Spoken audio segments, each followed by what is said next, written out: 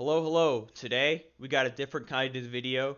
We don't have really a game analysis. We're going to be looking at one position, but that's it.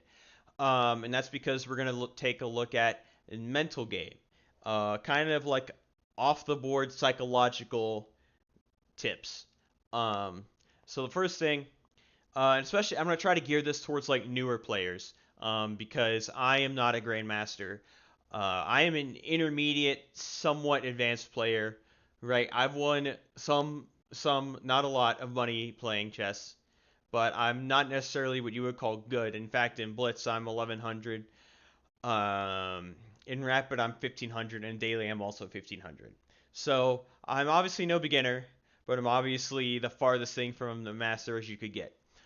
But enough preface. So, when it comes to chess, like obviously it's a very mentally taxing game. If you can't keep focus for the time of the game, or you like are angry and you can't think clearly or whatever, it will affect your play. You will lose games because of it. I've seen it happen to everybody. Okay, so just keep that in mind. I don't have any concrete tips there because I don't know what people's lives are like, and I know that not every mental thing works for everybody. But if you catch yourself being like, yeah, like I'm getting angry or I'm losing focus or something like that, that's the first step. That's the first step to improving your mental game. And also, don't be complaining. Okay? It's pretty hard to complain about things in chess because there's no luck. But if you're complaining that you don't have enough time, just pick a time control with more time. If you're like, don't complain about your opponent's opening, okay? Like, if your opponent plays a silly opening, right? You just and he beats you with it. Just study the opening after the game, and then you learn it, and then you're never gonna get beat by that silly opening again, okay?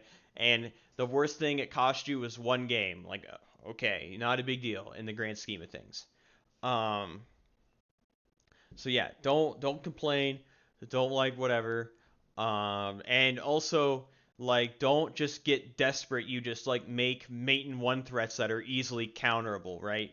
Just be calm. Just play your best regardless of the situation. Also, on the subject of tilt, if you are tilted, I recommend just getting off. There are a very, very small percentage of people who get more motivated when they get tilted and start playing better, but that is not most people. Most people play way worse when they get tilted. So if you know you're tilted, just just get off. Chess has been around for a millennia and a half. Okay, it's gonna be around tomorrow. Now, also, players run into elo anxiety. Elo anxiety is basically like you are too afraid to play because you're worried you're gonna lose elo, or you're like, oh geez, like I'm almost 1100 or something. I've never hit that before, and you get kind of nervous, and you start playing worse because of it. There are a couple things to combat this. Number one is you have to realize that your elo does not determine your intrinsic value as a human being. And I know that that sounds really obvious intellectually, but I have seen and experienced this point where people tie their elo, and I've done this before. I admit it. They tie their elo to their self worth a little bit and their self esteem. And if you lose elo, it's like you are a peasant. You are lower. It's like that one Dragon Ball Z bridge where he's like, it goes you the debt, and that's what it feels like to lose elo. If it's like tied to your intrinsic worth, so you can't do that. You have to realize that yes, elo is a measure of your skill in some regard, but also like there's a bit of error, right? Because um, the whole idea behind the elo system is that your performance is a bell curve centered around the point where your elo is. So, I'm 1122 in Blitz, right? Some days I play like an 800, and some days I play like an absolute god. So, it is what it is. So, uh, it, so I'm 1122, and some days I play like a 1500 in Blitz. I'm 1500 in Rapid, so it's going to be like different scales there. but I'm low in 22. Sometimes I'd play like an 1800, and sometimes I'd play like an absolute donkey, right? You have to understand that performance is variable. And also, you might have ELO goals or whatever, like I want to hit 1200 before the end of this year or something like that. And it's good to have those ELO goals. It's a good tangible measure of them. But if you go on a bit of a slump and a losing streak, you feel like you are regressing, you're losing progress. But unfortunately, that is that's just kind of a mentality problem that can lead to bad habits. Like of not like makes you really demotivated because it feels like you scratched and clawed your way up to 1199 or whatever and then just plummeted. You just have to keep going. And the way to think about it is like as long as you're improving, not making the same mistakes and getting better at the game, right? And you know yourself what your performance is. You know if you're playing well or not, right? Based on like all your games. Like you are present in every game you play. You know if you're playing well. So focus on playing well. Don't focus necessarily on like elo goals and get some improvement. And honestly, the times where I've noticed most elo gain is when I'm just getting good habits, studying the game, just playing, having fun, and not really paying too much attention to it. And I'll be like, whoa, like I really went up. Um, and the last thing is people like to create alts and stuff to stop elo anxiety because if they lose, it's not a big deal. Excuse me. Do not do this. Okay? There's some games where it's probably okay to do it. I don't think chess is one of those games. I don't at all. I mean, it's not like you're making an alt to play with your lower ranked friends or anything like that, right?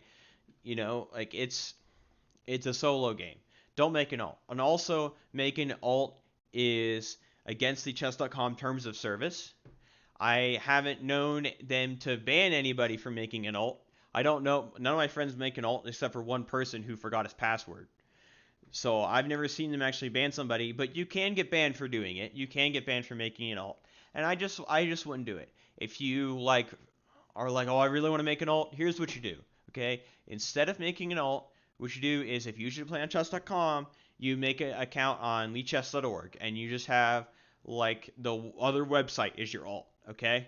I am a fan of both websites. I like both websites having players, so if you feel like I need an alt, just play on another website. You basically have two mains, but one website is your main website and one website is your alt website, and you just have one account per website. Now, last thing, and this kind of has to do something with the position I set up. You don't want to tunnel vision and get like trapped in the thinking of, oh, like I have to do this or I have to do that. So this isn't like 100% the best example of it, but I think it's pretty illustrative. In this game, my opponent played knight to h4, which is a blunder, and it's pretty obvious why it's a blunder. But we're just gonna go through the move, and we can see how this example of I'm illustrating with tunnel vision. So that comes with an attack on the knight, but the knight's defended by the bishop, and the knight's attacking the bishop. So if I don't want to give up the bishop for the knight, which, this trade right here isn't that good because my king's way more open at that point, and this pawn's like way better. So if I just move the bishop, I lose the knight. And I could get caught up with, oh, like how do I make him not like take my bishop without him taking my knight? I'm like, oh, and get so stressed out about his threat that I miss the fact that his knight is just simply hanging. I didn't miss it in the game, okay? But I mean, as you could see on the clock there, I went from 342 to 321. So obviously, I didn't just I didn't see it at first, which I should have, but I managed to calm myself, look at the position like neutrally with a fresh mindset and not worry about his threats and just look at, okay, what's the best move? And then I realized his knight was just completely hanging. I've seen this happen to everybody. Everybody gets tunnel vision. Everybody misses easy moves like this because they're worried about stopping the opponent's threats. Or on the converse side, they're so caught up in their attack that they miss the opponent just having an easy threat on them or something. I've seen this so many times. So just be careful about this. And just try not to get caught up in the, oh, like he did this, I have to react to it, you know, like look at the position freshly, right? And look at all your options.